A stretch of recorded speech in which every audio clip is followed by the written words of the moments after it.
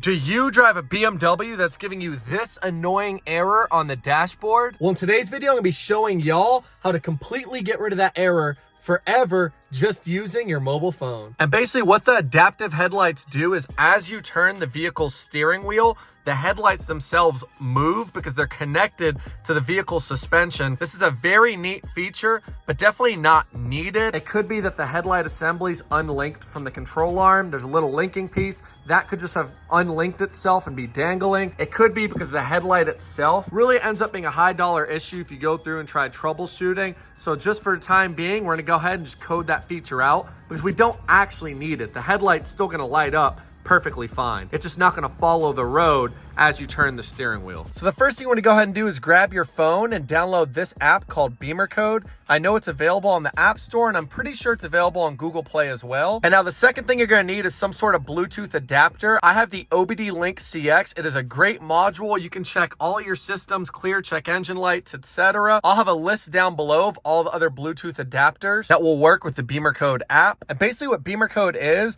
this is an app that lets you connect to your car's computers and systems, etc.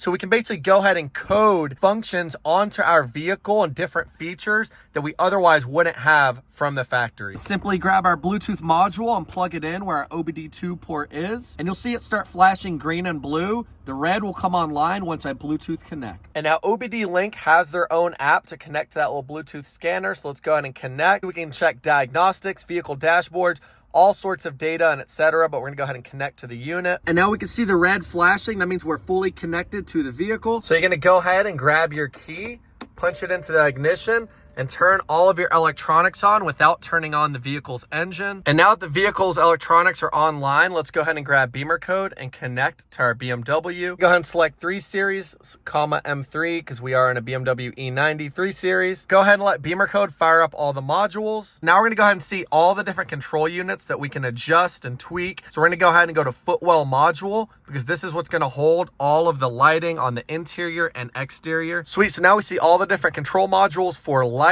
So what we're gonna go ahead and do now that we're in the lighting portion of the footwell module is go ahead and enter expert mode right here in the corner, hit continue. And you really wanna know what you're doing using expert mode, because if you don't, you could end up coding some stuff onto your car that requires you to need to reflash the whole system. So you wanna be extremely careful and know what you're doing when you're in expert mode. So what we're gonna go ahead and do is go up to this little search bar here. We're gonna go ahead and type in ALC_F. Bam, that first one right here, you can see ALC. I do not know how to pronounce that, but that first top one right there. And now active with a K means active. Niche active means not active. So we're gonna go ahead and turn this unit to not active. We're gonna go ahead and disable that, hit back. The next one you're gonna type in is ALC_KLS_enable. And you're gonna hit not active for this one as well.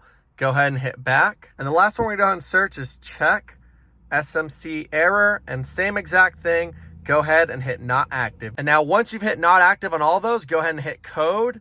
And we're gonna hit start coding. Be extremely careful. Do not power off the car. Do not exit BimmerCode. We're gonna keep the car exactly how it is. And we should see the adaptive warning right here go away. Bam, and now we went ahead and fired up the car. And as you guys can see, no more adaptive headlight warning. It took a second for the vehicle to register because I still saw the warning there. And I basically grabbed the wheel and just moved it around to get the adaptive headlight to try to trigger. I went ahead and turned on the headlight as well, and it is absolutely fully gone. I also can show you guys in the iDrive system, just so you know I'm being legit. We're gonna go ahead, go to check control, and the only thing that's there is the fuel reserve because I have a low fuel tank right now. Let's disregard that.